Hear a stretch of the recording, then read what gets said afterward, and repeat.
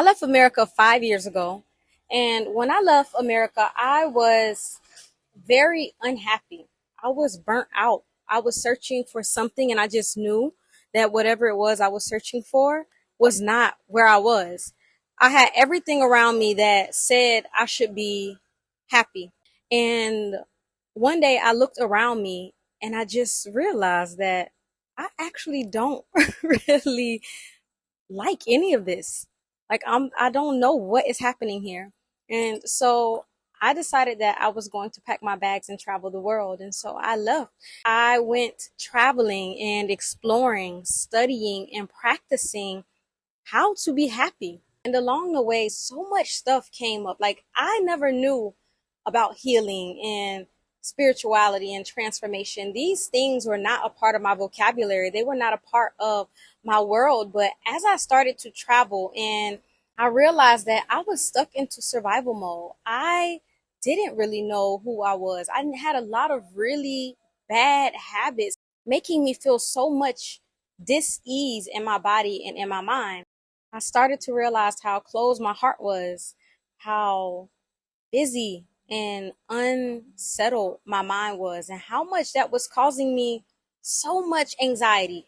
It was causing me to make a lot of decisions and choices that I wasn't so proud of. And so along this journey, I learned some practices for the body, for the mind, and the heart that actually can lead to transformation and healing in a practical way, in a way where anybody can use it, in a way where you don't have to leave your country, you don't have to leave your home, and you don't have to do a big shift like packing your bags and leaving America or wherever country you are from.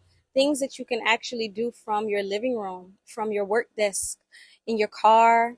You can pop into a bathroom if you're out in a social setting and just feeling all the things and don't really know what to do. If you are having difficulties at work, challenges in any of your relationships, whether it be friends or with intimate partners, and these are practices that I actually practice in my daily life, that I actually come back to, and how over time they actually lead to healing. Happiness is our birthright.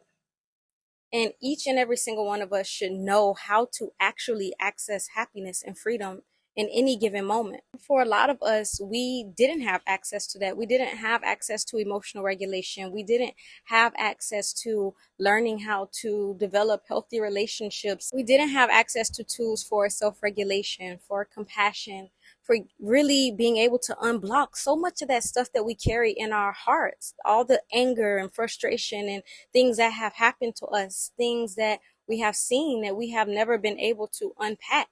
And we carry that with us everywhere we go, whether we are aware of it or not aware of it. So for me, these things have been very helpful to really just get to know myself a little better and be in the world just a little bit more free day by day. To the degree in which our body can feel safe and relax and shift out of being stuck in parasympathetic nervous system or flight, fight, and freeze and come back into homeostasis, this is to the degree in which we can be happy.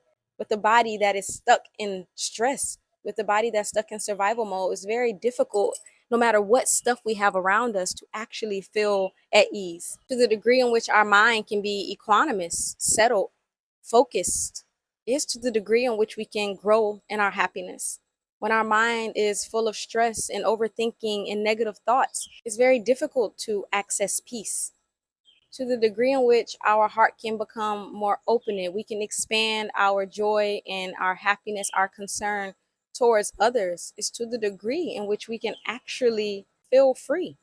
When we have a lot of anger and we have a lot of stress and we have a lot of tension, we have a lot of negative feelings towards others and difficulties with other people and even with ourselves, then our heart is more closed, which means it's more tense. And we become more closed and more tense. So, here there are three practices for relaxing the body, cultivating a more happy mind, and freeing our heart. Relax your jaw and shoulders. Most of us carry so much tension in the body without even noticing it. Just by means of being human in our daily activities and our lifestyles, tension begins to accumulate in our body. So let's just take a moment to soften our entire face, unclenching your jaw. You may raise your shoulders up towards the ears, and then on an exhale, allow them to drop and rest. And we can take one deep breath here, inhaling through the nose, exhaling, and allowing ourselves to soften just a little bit more. The body and mind are in constant communication, and the more our body relaxes, it sends signals to the brain, letting our brain know that it's okay to relax.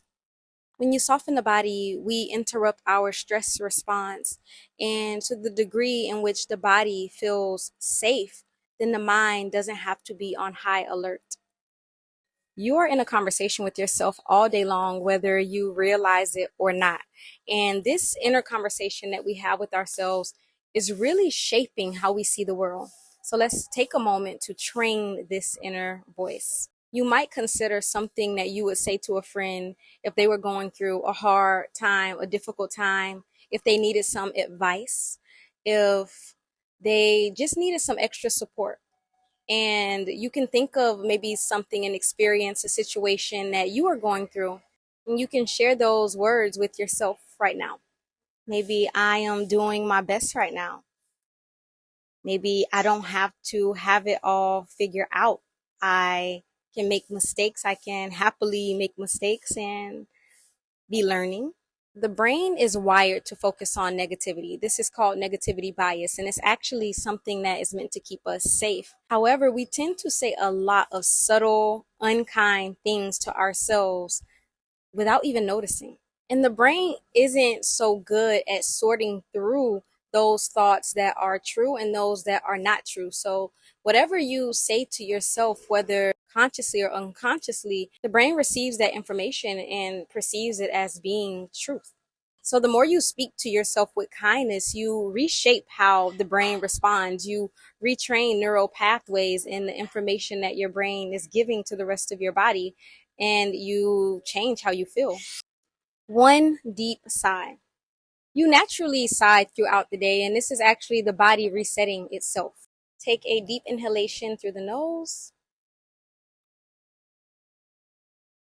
Exhale through the mouth with a long sigh.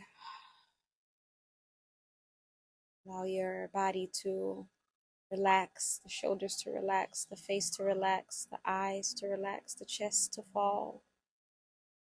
That natural, long, deep exhale releases carbon dioxide from our body, releases tension, and signals our nervous system to slow down. It's one of the body's natural ways to shift out of stress into more of a relaxed state. So, something as simple as a deep sigh, one deep sigh, is actually your body helping you to reset and regulate. If you enjoyed this, I put together a few more 1 minute practices for healing and transformation that you can download and come back to at any time, and the link is below.